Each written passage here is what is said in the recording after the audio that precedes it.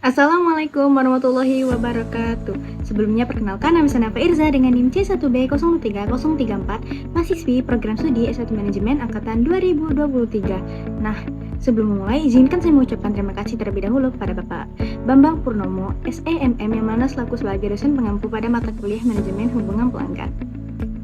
Pada kesempatan kali ini, saya akan membacakan rangkuman materi pertemuan ke-9 sampai ke-16 dari mata kuliah Manajemen Hubungan Pelanggan ini. Baiklah, langsung saja ke rangkuman dari pertemuan ke-9, yaitu konsep dari hubungan pelanggan atau Customer Relationship Management (CRM). Nah, jadi Customer Relationship Management ini merupakan strategi inti bisnis yang bertujuan untuk memahami, melayani, dan mempertahankan pelanggan secara efektif. CRM juga penting karena mampu meningkatkan pemahaman terhadap pelanggan, meningkatkan kepuasan dan juga loyalitas, lalu mendorong efisiensi operasional, serta menjadi sumber keunggulan kompetitif dan juga peningkat retensi serta pendapatan. Nah, fungsi utama CRM ini untuk meliputi pengumpulan dan analisis data pelanggan, personalisasi layanan, otomatisasi proses, serta mendukung pengambilan keputusan berbasis data. Lalu dalam konteks pertumbuhan bisnis, CRM ini membantu mendeteksi peluang penjualan tambahan dan menyempurnakan strategi pemasaran agar lebih tepat sasaran. CRM juga memberikan keunggulan kompetitif melalui hubungan pelanggan yang kuat, adaptasi cepat terhadap pasar, serta layanan yang berbeda dari pesaing. Untuk implementasi yang efektif, perusahaan perlu merancang strategi CRM yang jelas, memilih sistem yang sesuai, melatih karyawan, dan menyesuaikan sistem dengan budaya organisasi ke depannya. Nah, CRM ini akan semakin didukung oleh teknologi seperti AI, mobile CRM, omnichannel integration, serta sistem keamanan dan juga privasi data yang lebih kuat.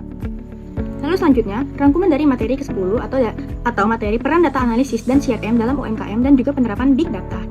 Nah, jadi peran data analisis dalam mengoptimalkan CRM ini adalah untuk menyimpan semua data interaksi pelanggan. Data analisis ini memanfaatkan data CRM untuk pertama menganalisis perilaku pelanggan, lalu mempersonalisasi pengalaman pelanggan, lalu yang ketiga untuk memberikan rekomendasi berbasis data untuk pertumbuhan bisnis. Lalu yang kedua, data CRM dan juga komponen kunci yang dikumpulkan. Nah, untuk informasi kontak dan juga demografi pelanggan, lalu untuk riwayat pembelian dan juga preferensi. Lalu yang ketiga untuk interaksi komunikasi seperti email, chat, telepon.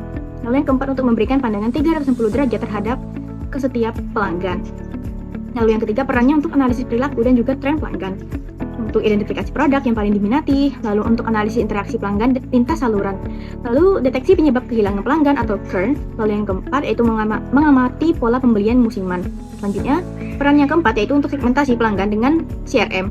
Nah, berdasarkan demografi, perilaku, nilai pelanggan, atau customer lifetime value ini, dan juga preferensi. Lalu tujuannya untuk menyesuaikan pemasaran dan juga layanan agar lebih relevan dan juga tepat sasaran. Lalu peran yang kelima yaitu untuk pengukuran kinerja dan juga pengalaman pelanggan. Nah, CRM ini membantu mengukur aktivitas, kampanye pemasaran, dan juga penjualan. Lalu selanjutnya untuk personalisasi, analisis sentimen, dan juga integrasi data mendukung peningkatan kepuasan pelanggan. Lalu perannya yang keenam yaitu untuk prediksi, dan juga pencegahan churn pelanggan. Analisis data historis untuk mengidentifikasi risiko kehilangan pelanggan. Lalu model prediktif yang digunakan untuk merancang intervensi proaktif. Lalu selanjutnya untuk meningkatkan retensi dan juga loyalitas pelanggan. Lalu perannya yang ketujuh yaitu sebagai alat dan teknologi pendukung. Nah, platform CRM seperti Salesforce, HubSpot, dan juga Microsoft Dynamics. Lalu selanjutnya untuk bahasa pemrograman atau SQL, Python, dan juga R. Lalu visualisasi seperti Power BI, Tableau, dan juga Looker. Nah, lalu perannya yang ke-8 yaitu untuk potensi dan juga tantangan dari Big Data. Potensi Big Data ini ada untuk mengolah informasi menjadi keuntungan yang strategis. Lalu yang kedua untuk pengurangan biaya dan waktu. Lalu untuk pengembangan produk baru dan juga keputusan yang lebih tepat. Tantangannya adalah keterbatasan infrastruktur, kurangnya SDM ahli, lalu risiko privasi dan juga keamanan data, lalu kualitas data yang buruk, dan biaya implementasi yang tinggi. Lalu selanjutnya, rangkuman dari pertemuan ke-11 atau tema utamanya yaitu menciptakan nilai pelanggan dalam CRM. Nah, jadi CRM ini bukan hanya tentang teknologi tetapi juga strategi untuk menciptakan nilai pelanggan yang berkelanjutan. Nah, nilai pelanggan didefinisikan sebagai persepsi manfaat yang diterima pelanggan dibandingkan dengan biaya yang mereka keluarkan. Yang pertama yaitu dimensi nilai dari perspektif pelanggan. Nilai fungsionalnya yaitu untuk produk atau layanan dapat membantu menyelesaikan masalah dan juga memenuhi kebutuhan pelanggan. Lalu selanjutnya nilai emosional, hubungan personal melalui komunikasi yang disesuaikan membangun loyalitas. Lalu selanjutnya nilai sosial dan juga biaya. Nah, CRM ini mendorong pembentukan komunitas pelanggan dan efisiensi biaya lewat penawaran yang lebih relevan. Lalu selanjutnya yaitu strategi CRM untuk menciptakan nilai pelanggan. Nah, pertama itu personalisasi, dapat menyesuaikan komunikasi dan layanan berdasarkan data riwayat pelanggan. Lalu selanjutnya, layanan unggul. Nah, riwayat interaksi memungkinkan respon cepat dan juga akurat. Lalu selanjutnya, pemasaran target. tertarget. Segmentasi pasar memudahkan promosi yang lebih tepat sasaran. Lalu selanjutnya program loyalitas dan juga customer experience. Nah, dapat membangun hubungan jangka panjang yang saling menguntungkan. Lalu, penerapan CRM dalam berbagai sektor. Dalam e-commerce dapat membantu rekomendasi produk berbasis data pembelian, penawaran personal berdasarkan segmentasi, lalu layanan proaktif untuk antisipasi keluhan. Dalam telekomunikasi, paket layanan disesuaikan dengan pola penggunaan, lalu program loyalitas seperti poin-poin dan juga diskon layanan. Lalu selanjutnya, akses reward interaksi untuk efisiensi customer service. Lalu dalam perbankan dan juga manufaktur. Dalam perbankan ini dan manufaktur dapat membantu produk keuangan personal dan juga reminder digital. Lalu CRM B2B digunakan untuk manajemen akun pelanggan, layanan purna jual, dan juga proyek bersama. Lalu dalam segi kesehatan dapat menjadi pengingat janji temu dan juga info kesehatan. Lalu layanan berbasis preferensi medis dan juga koordinasi dokter dan pasien. Lanjut ke pertemuan 12 rangkuman materi dari penerapan kecerdasan buatan atau AI dalam CRM. Jadi penerapan Artificial Intelligence atau AI ini dalam Customer Relationship Management telah mengubah cara perusahaan berinteraksi, memahami dan juga melayani pelanggannya. AI memungkinkan proses menjadi lebih otomatis, cerdas dan juga personal, memberikan dampak yang strategis bagi bisnis. Lalu selanjutnya, otomatisasi tugas rutin dengan AI. Nah, dapat membantu mengentry data secara otomatis. AI dapat mengisi dan memperbarui data pelanggan secara real-time dari berbagai sumber. Lalu, penjadwalan tindak lanjut. AI dapat menjadwalkan pengingat otomatis berdasarkan riwayat interaksi pelanggan. Lalu selanjutnya, pengelompokan pelanggan. Nah, segmentasi otomatis berdasarkan perilaku dan juga nilai pelanggan. Lalu selanjutnya, kampanye pemasaran otomatis.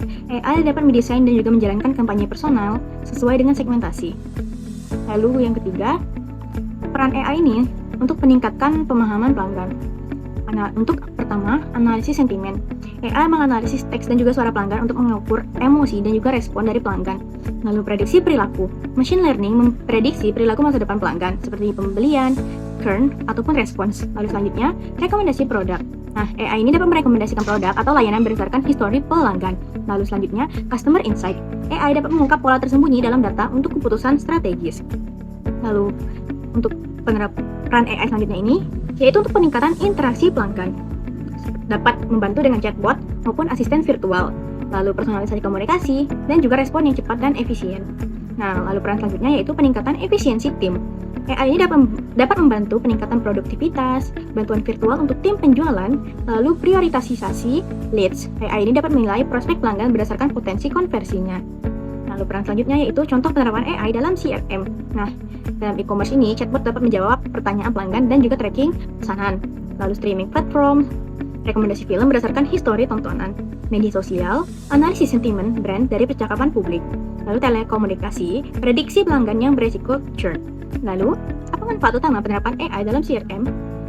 Yaitu dapat meningkatkan kepuasan dan loyalitas pelanggan, lalu efisiensi dari operasional, lalu peningkatan pendapatan, dan juga keunggulan yang kompetitif. Lalu, apa faktor keberhasilan implementasi AI dalam CRM? Yaitu, kualitas data menjadi lebih akurat, lalu integrasi sistem, pelatihan karyawan, dan juga evaluasi yang keberlanjutan. Lanjut ke pemaparan rangkuman dari materi ke-13, yaitu pentingnya peranan customer service dalam manajemen hubungan pelanggan. Nah, jadi, peran strategis customer service dalam CRM ini adalah customer service merupakan ujung tombak dalam implementasi CRM. Nah, customer service ini menjadi penghubung langsung antara pelanggan dan juga perusahaan. Kualitas layanan customer service sangat menentukan persepsi, loyalitas, dan juga pengalaman dari pelanggan. Lalu selanjutnya, membangun kepercayaan dan loyalitas pelanggan dengan customer service. Nah, melalui interaksi layanan yang responsif dan juga positif dapat menciptakan pengalaman yang menyenangkan. Lalu penanganan keluhan yang efektif dapat menunjukkan komitmen dari perusahaan. Lalu, empati dan juga personalisasi dapat membuat pelanggan merasa dihargai dan juga diperhatikan. Lalu selanjutnya, cara untuk meningkatkan retensi pelanggan. Pelanggan yang puas cenderung tidak berpindah ke kompetitor. Lalu selanjutnya, customer service dapat membantu mengidentifikasi pelanggan beresiko churn yang lebih awal. Lalu interaksi positif dapat mendukung hubungan jangka panjang, bukan sekedar transaksi. Lalu yang selanjutnya, meningkatkan kepuasan pelanggan. Nah, customer service ini dapat memberikan layanan yang cepat, efisien, dan juga melebihi ekspektasi. Lalu menyediakan pengalaman yang mulus dan juga konsisten di berbagai saluran layanan. Lalu dapat mendengarkan kebutuhan dan juga umpan balik pelanggan secara aktif. Selanjutnya, meningkatkan citra dan juga reputasi perusahaan. Customer service adalah wajah perusahaan di mata pelanggan. Layanan yang baik menciptakan word of mouth yang positif. Lalu, customer service yang profesional berperan penting dalam mengelola krisis dan juga menjaga reputasi. Nah, lalu selanjutnya, memberikan wawasan berharga bagi perusahaan. Interaksi layanan menghasilkan data dan insight langsung dari pelanggan. Lalu data customer service ini dapat membantu mengidentifikasi tren masalah dan juga area perbaikan dari produk maupun layanan. Insight ini sangat berguna bagi tim pemasaran, penjualan, dan juga R&D. Lalu selanjutnya, meningkatkan efisiensi operasional. Otomatisasi tugas rutin seperti pengiriman email, konfirmasi dapat meningkatkan efisiensi. Penggunaan basis pengetahuan memungkinkan self-service pelanggan. Lalu customer service yang terlatih dapat menyelesaikan masalah dengan cepat. Begitupun untuk menghemat biaya jangka panjang. Lanjut ke pemaparan rangkuman materi ke-14 yaitu manajemen jaringan pelanggan dalam CRM. Nah, manajemen jaringan pelanggan ini adalah proses strategis dan juga sistematis dalam mengelola, memelihara, dan mengembangkan hubungan dengan pelanggan menggunakan sistem dan pendekatan CRM. Tujuannya adalah untuk membangun hubungan jangka panjang yang saling menguntungkan, memperkuat loyalitas, serta meningkatkan profitabilitas. Yang pertama, pengumpulan dan sentralisasi data pelanggan. Dengan identifikasi titik kontak, dapat memetakan seluruh saluran interaksi pelanggan seperti media sosial, email, toko fisik, dan lain-lainnya. Lalu pencatatan interaksi, menciptakan profil pelanggan 360 derajat di sistem CRM. Lalu selanjutnya, integrasi data, dapat menggabungkan data dari berbagai departemen seperti penjualan, layanan, marketing untuk mendapatkan pandangan secara menyeluruh. Nah, nomor 2, yaitu segmentasi dan juga personalisasi. Segmentasi pelanggan dapat membagi pelanggan berdasarkan perilaku, nilai, demografi, dan juga histori pembelian. Lalu personalisasi dan juga customisasi dapat memberikan layanan konten dan penawaran yang relevan sesuai dengan segmen pelanggan, dapat meningkatkan keterlibatan dan juga loyalitas. Lalu ketiga, manajemen interaksi dan juga komunikasi. Nah, otomatisasi pemasaran dapat dengan kampanye email, media sosial, dan juga lead nurturing otomatis. Lalu selanjutnya, manajemen penjualan dengan pelacakan yang prospek, tindak lanjut otomatis, dan juga analisis pipeline. Lalu selanjutnya, layanan pelanggan multi saluran dengan dukungan terintegrasi melalui berbagai kanal. Lalu selanjutnya, konsistensi pesan merek. Pastikan pesan dan juga layanan itu seragam di semua titik kontak. Lalu yang keempat, pengembangan hubungan dan juga loyalitas dengan cara layanan yang proaktif, pengumpulan umpan balik, dan juga program loyalitas. Lalu yang kelima, analisis dan pelaporan dengan cara pemantauan kinerja CRM dan juga laporan yang strategis. Lalu selanjutnya, nomor 6, kolaborasi internal dan juga peran teknologi. Dengan cara berbagi informasi, di tim marketing, penjualan, dan juga layanan harus memiliki akses informasi pelanggan yang sama. Lalu selanjutnya, koordinasi antar departemen agar pengalaman pelanggan berjalan lancar dan juga konsisten. Lalu selanjutnya, sistem CRM ini mendukung otomatisasi proses, analitik, pelaporan, dan juga kolaborasi tim. Lalu selanjutnya, rangkuman materi pertemuan ke-15 yaitu korelasi manajemen hubungan pelanggan atau CRM dan manajemen hubungan pemasok atau SRM. Nah, jadi hubungan antara CRM dan SRM ini adalah CRM ini lebih berfokus pada membangun hubungan kuat dengan pelanggan. Lalu selanjutnya, SRM lebih berfokus pada membangun hubungan jangka panjang dan kolaboratif dengan pemasok. Keduanya ini memiliki tujuan yang sama, serupa, yaitu menciptakan nilai jangka panjang, loyalitas, efisiensi, dan juga keunggulan kompetitif. Nah, CRM dan SRM bekerja di sisi berbeda dalam rantai nilai, namun saling memperkuat dalam menciptakan ekosistem bisnis yang tangguh. Lalu selanjutnya, titik persamaan konseptual antara CRM dan juga SRM, yaitu lebih berfokus pada hubungan, pengelolaan data, manajemen komunikasi, dan juga optimalisasi proses. Lalu selanjutnya, kontribusi SRM terhadap CRM. SRM secara tidak langsung mendukung keberhasilan CRM dengan yaitu menjamin kualitas bahan baku, kualitas produk itu meningkat, lalu pelanggan menjadi puas. Lalu selanjutnya, menjaga keandalan pasokan, produk menjadi selalu tersedia di pasar. Lalu selanjutnya, mendukung inovasi. Nah, dengan kerjasama dengan pemasok dapat mendorong pengembangan produk yang baru. Lalu selanjutnya, efisiensi biaya, harga dapat bersaing untuk pelanggan. Lalu selanjutnya yaitu proses dan strategi SRM, yaitu proses SRM meliputi pertama segmentasi pemasok, penetapan tujuan dan juga KPI, lalu selanjutnya strategi hubungan, kolaborasi aktif, pemantauan kinerja. Lalu selanjutnya strategi SRM yang efektif. Pertama itu komunikasi terbuka dan juga ekspektasi yang jelas. Lalu selanjutnya evaluasi kinerja secara rutin. Lalu manajemen risiko rantai pasok dan kolaborasi yang inovasi. Lalu apa contoh penerapan SRM di industri? Yang pertama di industri otomotif dengan kolaborasi dalam pengembangan teknologi dan juga mitigasi risiko.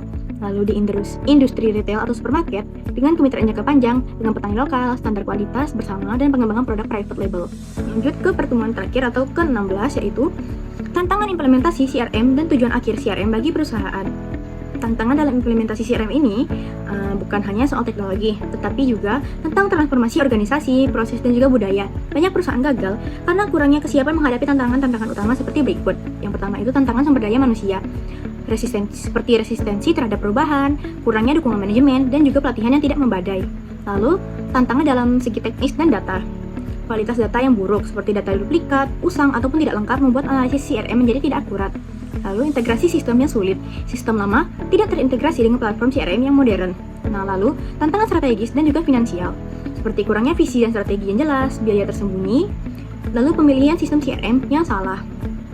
Lalu, apa tujuan akhir implementasi CRM? Nah, CRM ini bukan hanya alat teknis, tetapi juga merupakan alat yang strategis untuk menciptakan hubungan jangka panjang dengan pelanggan dan juga mendorong pertumbuhan bisnis yang berkelanjutan. Untuk pertama, yaitu untuk meningkatkan kepuasan dan juga loyalitas pelanggan, seperti layanan personal, sesuai dengan kebutuhan dan juga preferensi, lalu respon yang cepat dan relevan, berdasarkan riwayat interaksi pelanggan, lalu peningkatan loyalitas dengan pelanggan, rasa dihargai. Lalu, memaksimalkan pendapatan dan profitabilitas dengan cara retensi pelanggan lebih murah daripada akuisisi baru. Lalu upselling dan cross-selling dengan menawarkan produk relevan tambahan. Lalu optimasi penjualan, otomatisasi proses dan juga deteksi peluang. Lalu selanjutnya, mengurangi biaya akuisisi pelanggan dengan segmentasi yang tepat, lebih berfokus pada prospek berkualitas. Lalu efisiensi anggaran pemasaran yang lebih tepat sasaran. Lalu ROI pemasaran yang meningkat dengan investasi yang lebih menguntungkan. Lalu selanjutnya meningkatkan efisiensi operasional. Data pelanggan secara terpusat, yaitu satu sistem untuk semua divisi. Lalu pelacakan komunikasi, yaitu riwayat interaksi terdokumentasi. Lalu selanjutnya otomatisasi tugas seperti reminder dan juga layanan mandiri atau self-service. Lalu selanjutnya yaitu mendapatkan wawasan yang mendalam. Nah, dengan cara pengambilan keputusan berbasis data, perilaku pelanggan dapat dianalisis, inovasi produk berdasarkan insight dari pelanggan, lalu segmentasi akurat, seperti kampanye pemasaran yang lebih tajam.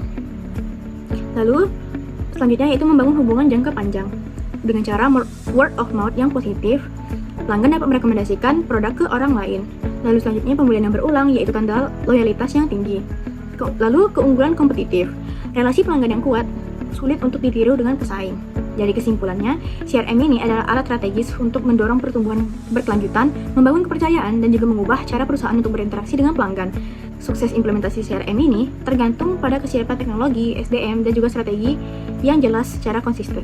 Baiklah, mungkin itu saja yang dapat saya sampaikan.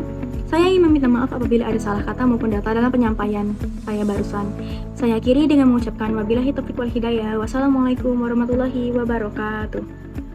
Terima kasih.